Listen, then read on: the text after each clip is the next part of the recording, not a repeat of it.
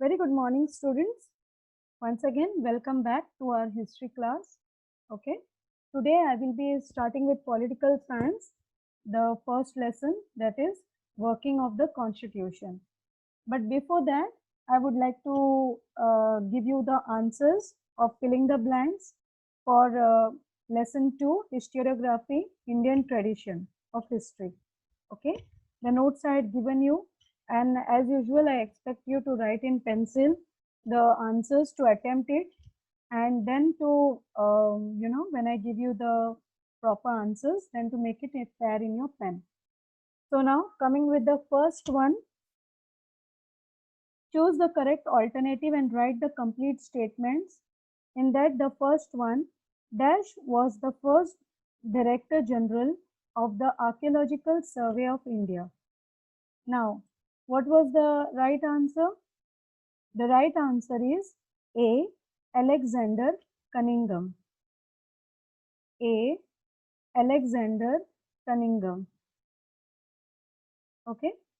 Then, moving on to the next filling the blanks. Dash translated the Sanskrit text of Hitopdesh. So, the answer is D. Friedrich Max Muller. D. Friedrich Max Muller. The third one, the inscription found on the copper plate from Mauryan period is in the dash script. The inscription found on the copper plate from the Mauryan period is in the dash script. Answer is A. Brahmi script. A. Brahmi. Okay. Then moving on to the fourth one. Tajul Ma Asir is a book written by D. Hasan Nizami. D. Hasan Nizami. Okay. Then fifth one, these are the extra filling the blanks which I have given, which sometimes the fifth one which I'm doing, Bhausaibanchi, Bakkar and all, this definitely surely has been repeated in many previous question answers. Okay, so that is the reason I want you all to do this extra filling the blanks. Okay, so Bhausaibanchi Bakkar describes the battle of A. Panipat. The answer is A. Panipat. Then sixth one, now it is talking about the autobiography of Taimur. Okay, so Tuzuke Taimur. Tuzuke is means story, या उनके बारे में कुछ बताते हैं तो उनकी गाथा. तो किसकी है ये? तो ऑब्वियसली आंसर होगा ए. तुजुकी तैमूरी. जो बाबर ने लिखा था ऑटोबायोग्राफी वो थी तुजुके बाबरी, क्योंकि वो बाबर के बारे में लिखा था बाबर ने. ठीक है, लेकिन ये क्योंकि तैमूर की ऑटोबायोग्राफी थी तो it is Tuzuk-e Taimuri. Okay, so please read the question properly when you are attempting in your exams. Please read the question properly. वरना हमने तो बाय हार्ट किया तुजुके बाबरी हम वही करेंगे, ऐसा नहीं होगा. ठीक है. Then Dash was discovered during the tenure of Sir John Marshall. So right answer is Harappan civilization. D. Harappan civilization. Then eighth one, The Rise of Maratha Power was written by Dash. So the answer is C. Justice M.G. Ranade. C. Justice M.G. Ranade. Because he was a judge of a court, so उनकी qualification जो एक जज की थी, इसलिए उनका जो उपनाम आ गया, उनके आगे जो नाम आ गया वो है जस्टिस. वो जो एक पदवी उनको दी थी, तो M.G. रानडे. देन भारत इतिहास संशोधक मंडल was founded by Dash. The answer is C. V.K. Rajwade. Okay, C. V.K. Rajwade. Ninth का answer. Now, coming to the 10th one, the book entitled Dash is written by Govind Sakaram Sardesai. Short form में उनका नाम वहाँ पे GS Sardesai भी दिया है, तो गोविंद सकाराम सरदेसाई या GS Sardesai. So the name was Marathi Riyasat. The book entitled Marathi Riyasat is written by Govind Sakaram Sardesai. So with this, we have finished the notes, completed it, and all the right answers given of history chapter 2. Okay. Now we will come to the working of the constitution, political science, first chapter. Okay. Now working of constitution means क्या, जो हमारी संविधान है उसके बारे में कैसे उसका ये कैसे चलता है, कैसे उसके कार्य चलते रहते हैं उनके यहाँ, उसके बारे में बता रहे हैं ये लेसन में हमें. So we will learn what all the constitution does and how it works. So the textbook of political science till now have helped us to take an overview of local government, the values and the philosophy of Indian constitution, as also the governing structures created by the constitution and India's place in international relations.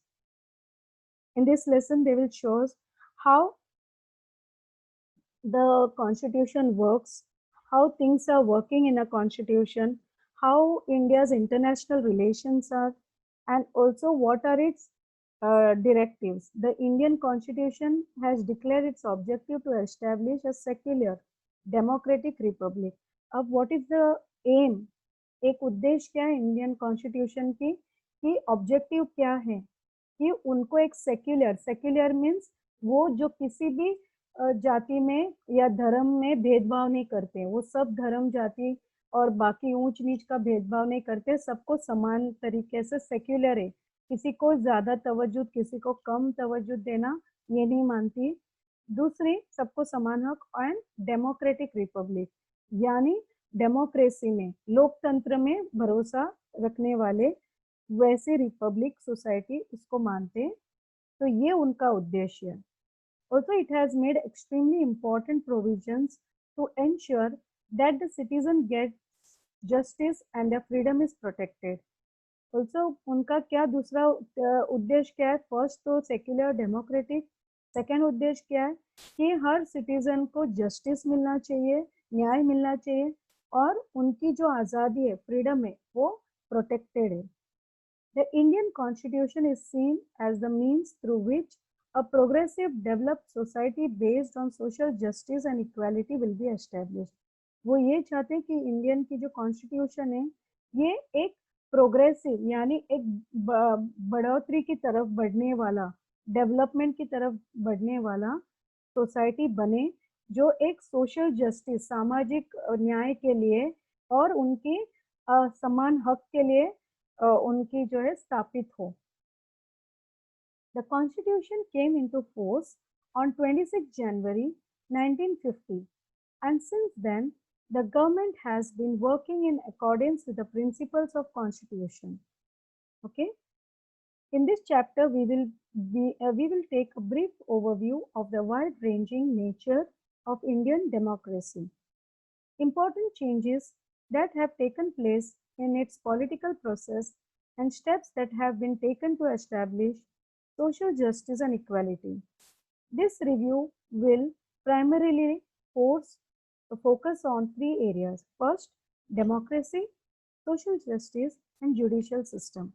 Now, whenever our democracy, now how will our country establish and get these three things? If our aim, अगर हमारी जो aim है, जो हमारी एक main हमारा जो एक कैसे कहते हैं इच्छा अगर हमारी ये है कि अगर हमें सोशल जस्टिस चाहिए, हमें इक्वालिटी चाहिए और हमें डेमोक्रेटिक रिपब्लिक चाहिए, तो उसके लिए हमें क्या चीज़ें करना है, क्या फोकस करना है? मेन फोकस होगा first is democracy, second is social justice and third is judicial system. अब डेमोक्रेसी होगा यानी लोकतंत्र होगा, लोगों को हर चीज़ के लिए आज़ादी होगी, ठीक है. फिर उनकी राय जो है वो हमेशा उसको महत्व दिया जाएगा। देन सोशल जस्टिस, अभी हमें चाहिए सोशल जस्टिस यानी सबको समान हक, और ये समान हक हमें कैसे मिलेगा? जो तीसरा पॉइंट है सोशल जुडिशियल सिस्टम, जो हमारा जुडिशियल सिस्टम अगर स्ट्रांग हो तो ही हमें डेमोक्रेसी और सोशल जस्टिस मिलेगा। ठीक है। Then democracy, political maturity. अब डेमोक्रेसी फर्स्ट पॉइंट को यहाँ पे हम लोग पढ़ रहे हैं। Democracy does not merely imply a representative structure. The essence of representative system is to integrate the principles of democracy in actual practice. Once this is done, democracy becomes an integral part of the political life of society. Okay. Accordingly, the Indian people have direct representation in the parliament, state legislature, and local government. Holding free and fair elections at regular intervals is an important indicator of India's successful democracy. The increasing participation of the people in political process and political competition shows that Indian democracy has become successful to a certain extent, to a great extent. Now, जब हम कहते हैं democracy, तो जैसे मैंने अभी कहा है, डेमोक्रेसी मीन्स क्या है? एक पॉलिटिकल मैच्योरिटी होनी चाहिए। मैच्योरिटी कैसे होगी पॉलिटिकल? जब लोगों के मत को, राय को, उनके ओपिनियंस को इम्पोर्टेंस देंगे, वो जो क्या चाहते हैं, वो जानना चाहते हैं, उसके हिसाब से पॉलिटिकल उनके एंगल से, उनके दृष्टिकोण से, ताकि उनके लिए लाभदायक हो, सिटीजन्स के लिए लाभदायक हो, लोगों के लिए सुविधाजनक हो, तब वो डेमोक्रेसी कहलाई जाएगी। जब उनको फ्री एंड फेयर ट्रेड, अभी जब हम देखते हैं फ्री एंड फेयर इलेक्शंस होते हैं, वो कैसे कि लोगों के मत को जानते हैं, कौन लोग चुनकर लेके आते हैं अपने लीडर को। ये नहीं कि कोई भी लीडर मुंह उठा के बोल देगा कि आज से मैंने चलाना है देश को, या आज से मैंने इस जगह को चलाना है, स्टेट को। लोग उनको चुन के लाते हैं। जब लोगों की इम्पोर्टेंस बढ़ जाती है एक पार्लियामेंट में, रिप्रेजेंटेशन इन पार्लियामेंट, जब उनकी पार्लियामेंट में भी वो जाते हैं लोग, जैसे हमारे पीपल्स रिप्रेजेंटेटिव जाते हैं, हम देखते हैं एमएलए जो होते हैं वो पीपल्स रिप्रेजेंटेटिव्स होते हैं, ओके, एमपीज होते हैं, ये सारे लोग जो होते हैं वो सारे पीपल के रिप्रेजेंटेटिव्स होते हैं, लोगों के चुने हुए लीडर्स होते हैं, जो वहां जाकर लोगों के व्यू पॉइंट्स को दर्शाते हैं, उनको हमारे जुडिशियल सिस्टम के आगे, कॉन्स्टिट्यूशन के आगे अपनी बात रखते हैं। तो व्हेन दे हैव पार्लियामेंट में रिप्रेजेंटेशन, स्टेट लेजिस्लेचर में, local government bodies, local government body जैसे हमारे कॉर्पोरेटर्स होते हैं, हमारे लोकल एमएलए होते हैं, या हमारे यहाँ के जो भी हमारे लीडर्स होते हैं लोकल में, तो ये जब हर जगह हमारे रिप्रेजेंटेटिव्स होंगे, तभी जाके जो होती है रिप्रेजेंट करेंगे, तभी जाके इंडिया की जो डेमोक्रेसी है वो स्ट्रांग होगी। Okay. Then right to vote, coming back to the second point, right to vote. The Indian Constitution had made the provision of right to vote for adults. In the pre-independence period, several provisions existed which restricted the right to vote. All such provisions were cancelled after independence, and the Indian Constitution guaranteed adult suffrage by giving the right to vote equally to both men and women from the age of 21 years. The voting age was later reduced from 21 to 18, which gave opportunity of political participation to young generation in India. Such provisions have been made India the largest democracy in the world. India has the largest number of voters compared to any other democratic nation. This change is not only quantitative but also qualitative, as new political parties are emerging with the active support of young voters. These parties represent various expectations of people and compete in the political sphere. अब हम सब जानते हैं कि जब भी India में democracy की बात होती है, that means that they have got a right to vote. तो when they have got right, suffrage, adult suffrage का मतलब है राइट टू वोट, सफरेज का मतलब होता है राइट टू वोट, ओके। तो ये एडल्ट सफरेज का क्या वो राइट टू वोट क्या दिया है, सबको समान हक। जो भी पहले उन्होंने ये तय किया था कि 21 ईयर्स के अबाउ जो है वो वोट कर सकते, फिर उन्होंने उसको रिड्यूस करके 18 ईयर्स को किया, ठीक है। नाउ जो भी 18 ईयर्स के ऊपर है वो हर कोई वोट कर सकता है, यानी उनको समान हक है। ये नहीं कि वो ऊंच जाती है नीच जाती है, वो यहाँ से आता है वो वहां से आता है, वो इंडिया के उस भाग से आता है या इस भाग से, they all have got equal right to vote. And also India का जो प्रोविजंस उन्होंने किया, कहते हैं कि इस वजह से इंडिया की जो उन्होंने प्रोविजंस की है कि उन्होंने सबको समान हक दिया है, जो 18 ईयर्स अबव है उनके लिए जो दिया है, जो उन्होंने बाकी सारी जो प्रोविजंस किए जो लोगों के सुविधा के हिसाब से, इस वजह से इंडिया को one of the largest democracy in the world माना जाता है। एंड इसमें लार्जेस्ट वोटर्स है। अब 18 ईयर्स जो एक आबादी हमारी इंडिया की 150 करोड़ की है, ओके, तो इससे इसमें क्या हो गया, इसमें क्या हो गया 18 इयर्स के बाद की यानी कितनी लिमिट देखो, 18 इयर्स से एक मानो एक इंसान की life span 80 years and above तक है, यानी 18 से लेके 85 इयर्स के उम्र तक के लोगों को इतने सारे लोग वोटिंग कर सकते हैं और करते हैं। तो इस हिसाब से हमारी जो है वो लार्जेस्ट नंबर ऑफ वोटर्स होते हैं than compare to any other democratic nation. क्योंकि अगर हम देखते हैं कि जैसे अमेरिका की पूरी आबादी मिलाकर 50 करोड़ से ज्यादा नहीं होती है, और हमारी कितनी है 150 करोड़। तो इवन दो बाय ज्योग्राफिकल जो मार्जिन के हिसाब से भी अगर हम सोचे कि अमेरिका बहुत बड़ा कंट्री है, लेकिन पॉपुलेशन के हिसाब से वो 50 है। तो अगर 50 करोड़ के इसमें उनके हमसे कई ज्यादा तादाद में लोग कम होंगे जो वोट कर सकते हैं।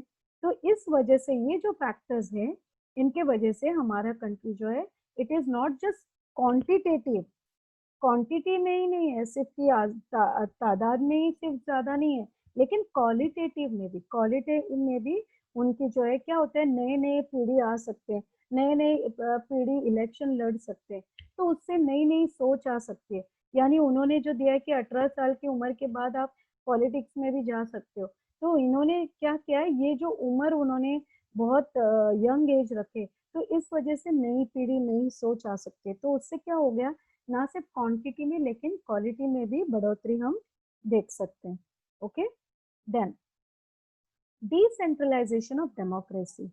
डिसेंट्रलाइजेशन का मतलब क्या होता है, अब सेंट्रलाइजेशन यानी सेंटर जो होता है, जो मेन होते हैं सिर्फ उन्हीं के पास पावर होती है।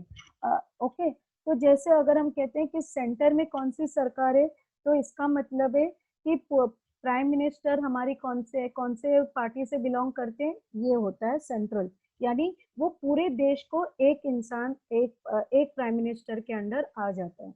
लेकिन डिसेंट्रलाइजेशन यानी ऑपोजिट ऑफ सेंट्रलाइजेशन, यानी उनको कहीं पे भी डेमोक्रेसी अगर हम देखते हैं तो किसी एक जगह में सीमित नहीं है, किसी एक इंसान के पास पावर नहीं दी है या एक स्टेट के पास पावर नहीं दी है, सबको पावर दी है, डिसेंट्रलाइज किया है। तो decentralization of power is central to democratic government, यानी एक हम जब पावर को डिसेंट्रलाइज करते हैं, ये मेन बात होती है डेमोक्रेसी के लिए, ये मेन सेंटर पॉइंट हो जाता है डेमोक्रेसी के लिए। Decentralization controls the misuse of power and also creates opportunities for political participation for the common people. The directive principle of state policy include the provisions for democratic decentralization. One such important provision is regarding empowering the local self-government, make genuine democratic governance a reality. After independence, several attempts were made towards democratic decentralization, and one such important attempt is the 73rd and 74th Amendment to Indian Constitution, which give a constitutional status to local self-governing institution as also increased their powers. अब जिसने explain किया पहले कि decentralisation of power करने से क्या हो जाता है, किसी एक स्टेट के पास या एक पार्टी के साथ या एक इंसान के पास पावर नहीं होती है, ये होती है कि सबको अपनी अपनी पावर्स उन्होंने दे रखी है। जैसे बहुत सारे पावर्स दिए एक सीएम को, चीफ मिनिस्टर को, किसी भी स्टेट के लिए, कि वो अपने स्टेट को कैसे चला सकता है, वो क्या क्या नीतियां बना सकता है, वो क्या कैसे अपने स्टेट को चला सकता है, वो पावर्स उसके पास दिए। लेकिन ऑब्वियसली वो अपने हिसाब से, मन मर्जी के हिसाब से नहीं कर सकता है। There are certain things that he can do. लेकिन जैसे बहुत बड़े देश के लिए कोई मुद्दे होते हैं, तो वो कौन होता है, प्राइम मिनिस्टर डिसाइड करेगा या होम मिनिस्टर डिसाइड करते हैं। लेकिन जैसे उनके स्टेट के लिए कुछ है, मानो अभी महाराष्ट्र में अगर बहुत ज्यादा बारिश हो रही है, तो महाराष्ट्र के जो सीएम होते हैं, चीफ मिनिस्टर होते हैं, वो डिसाइड कर सकते हैं कि हमारे इस बारिश की समस्या को हम उसको कैसे निपट सकते हैं। हम अपने लिए, अपने हिसाब से, अपने ज्योग्राफिकल एनवायरनमेंट के हिसाब से हम उसको क्या क्या चेंजेस ला सकते हैं। उसके लिए उनको हर बार प्राइम मिनिस्टर को पूछने की या उनसे क्या बोलते हैं, परमिशन लेने की जरूरत नहीं होती है। तो this is what helps in decentralization of democracy, decentralization of democracy या decentralization of power. ओके, उनकी जो पावर है वो इंक्रीज की है। नाउ यहाँ पे ब्लू बॉक्स में उन्होंने कुछ सवाल हमें पूछे, जो हम हमारे जैसे हम लेसन भी पढ़ेंगे या जैसे हम और कहीं से भी source of information find out करेंगे तो हमें पता लग सकते हैं। Like, can you tell the reasons for the following. इन कुछ है, some seats are kept reserved for women to increase their participation in political process. Some seats are kept reserved for weaker section of society so that they can get a share in political power. The State Election Commission has been established and the 11th and 12th schedule was added to the Constitution. अब इनके जवाब हमें through the lesson जब हम पढ़ेंगे तब भी पता चलेगा, या हमारी अगर हमें और कहीं से भी इंफॉर्मेशन मिलती है तो हमें उसका यहाँ पे यूज करना चाहिए। तो जैसे ये डिसेंट्रलाइजेशन ऑफ पावर जो है, इसके लिए उन्होंने कुछ ऐसे हमारे इंडियन संविधान में, कॉन्स्टिट्यूशन में ऐसे चेंजेस किए, 73rd और 74th अमेंडमेंट लाए, जहाँ पे ऐसे उन्होंने रूल लिखे 73rd और 74th में, जहाँ पे उन्होंने इस चीज को पावरफुल बना दिया, एक सेल्फ गवर्निंग इंस्टीट्यूशन को ज्यादा पावर्स दिए। Now right to information, RTI जिसे हम बहुत फेमस बोलते हैं, ये आरटीआई अभी 2005 में आया है। और ये आरटीआई क्या क्या चीजें बोलते हैं, करते हैं, वो हमें समझ में आएगा। राइट टू इंफॉर्मेशन यानी हमारा ये हक बनता है कि हमें बहुत सारी चीजों की इंफॉर्मेशन खुली होनी चाहिए। ये नहीं कि बहुत सारी चीजों को दबाया जाए या सीक्रेट रहे। हर एक चीज जो गवर्नमेंट करते हैं फॉर द पीपल या बाय द पीपल या लोगों के लिए जो भी करते हैं, वो कोई छुपा कर नहीं कर सकते। उनको हर चीज का एक्सप्लेनेशन देना पड़ेगा।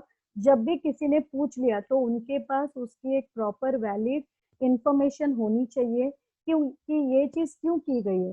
जैसे मानो अगर कोई स्टेट गवर्नमेंट ने कल को अगर कोई चीज लागू की है, कोई ऐसे नीति लागू की है या कोई भी ऐसी चीज की है, ठीक है, तो अभी ये नहीं कह सकते कि भाई आज हमारे मन में आ गया तो हमने कर लिया। लोगों को ये हक बनता है, अगर किसी को डाउट आया, शक आया कि हमारे ये सही, हमारे जो पैसे, टैक्स पेयर्स की जो पैसे हम जो टैक्स देते हैं, वो इन्होंने सही ढंग से यूज नहीं किए, या जो उन्होंने कहा है उस हिसाब से वो सही नहीं बैठ रहा है, या हमें पता लगना है कि वो पैसे कहाँ गए, तो हम एक राइट टू इंफॉर्मेशन ऐसे फाइल कर सकते हैं, जहाँ पे गवर्नमेंट को हमें जवाब देना पड़ेगा कि उन्होंने इन पैसों का या इन चीजों का कहाँ इस्तेमाल किया है, या उन्होंने जो हमें बताया क्या उन्होंने वो काम किया है कि नहीं। Okay, so this is what right to information does. ये सिटीजन को एम्पावर करती है, सिटीजन को पावर देती है कि वो हमारे डेमोक्रेसी में उनका समान हक है। Okay, so, citizen empowerment is the essential condition of democracy. It is necessary to create opportunities for citizens' participation and interaction with the government. Increased communication between citizens and government helps in strengthening democracy and building a relationship of trust between them. Obviously, अब अगर हम हमारे बीच में ये संवाद है, हमारे बीच में हम ये एक सिचुएशन है, फ्रेंडली रिलेशंस है कि हम गवर्नमेंट को कुछ पूछ सकते हैं और गवर्नमेंट हमें भी हर चीज बता सकती है। तो क्या होगा, ट्रांसपेरेंसी होगी, तो क्या होगा, कोई मनमानी नहीं कर पाएगा, करप्शन कम होगा, कोई कुछ बीच में कोई गलत फहमियां नहीं करेगा। तो इससे क्या होगा, हमारी जो हमारी संविधान, हमारी डेमोक्रेसी के ऊपर हमें ज्यादा से ज्यादा भरोसा होने लगेगा। ठीक है। Citizens have a right to know about the functioning of the government. The government of India give right to information to the citizens of India to ensure transparency and accountability, which are the hallmarks of good governance. Okay. Right to information has been made the government more transparent and has reduced the element of secrecy in the working of the government. After the year 2000, the whole approach towards democracy reforms has changed. Democratic reforms are considered as rights of citizens. Accordingly, citizens in India have got right to information, education, and food security. These rights have strengthened democracy of India.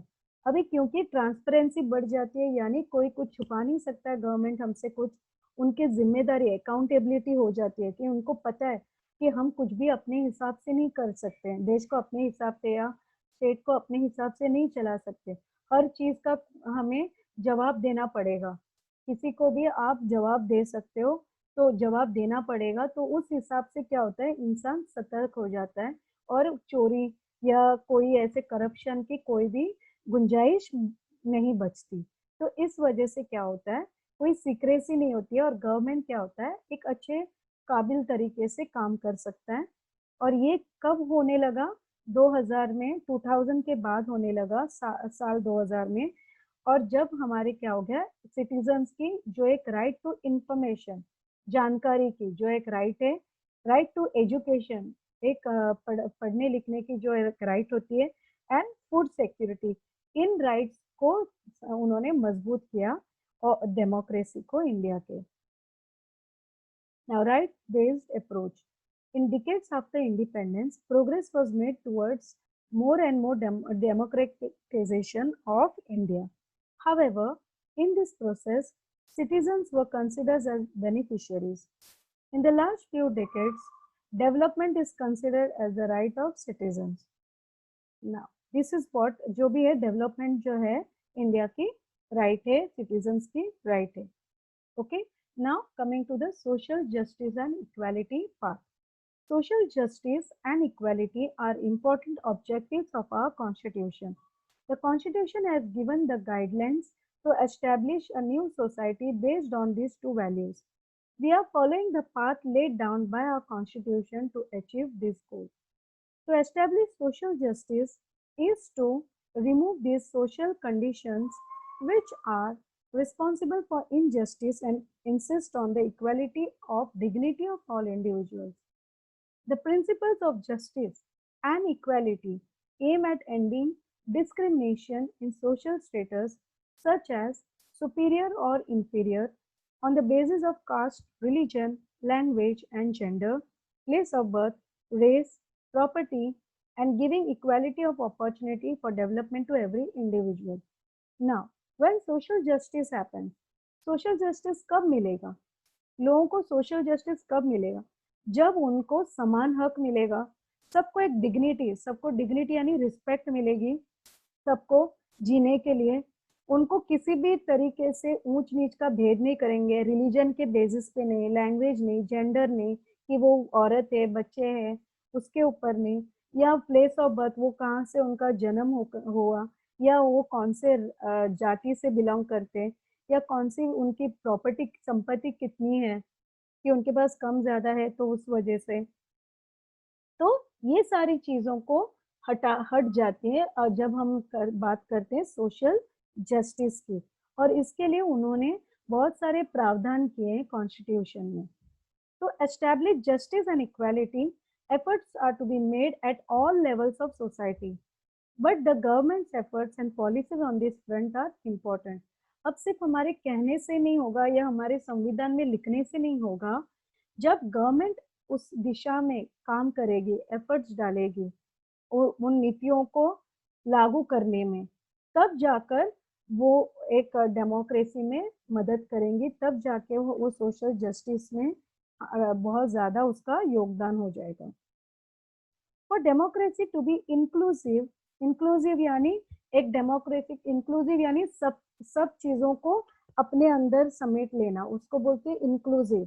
It is inclusive यानी उस चीजों को, यानी ये जो religion, language, gender, caste, birth, race, property, equality, opportunity, ये सारी चीजें जो है उन सब को लेकर जो एक डेमोक्रेसी बना है, उसको बनाने के लिए इस तरह से one must try to bring sections of the society into the mainstream. Democracy is in fact a process of accommodating different sections in society. Democracy helps in reducing social conflicts. Let us take the view of efforts made in India in this direction. अब एक democracy in जब चीजों को सबको मध्य रखकर जब किया जाता है, तब जाकर डेमोक्रेसी क्या होगा, एक सोशल कॉन्फ्लिक्ट, सोशल कॉन्फ्लिक्ट का मतलब क्या होता है कि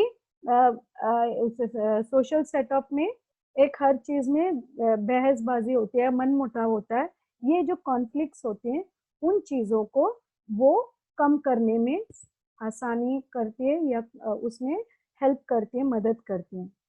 Let us take into view of the efforts made in India in this direction.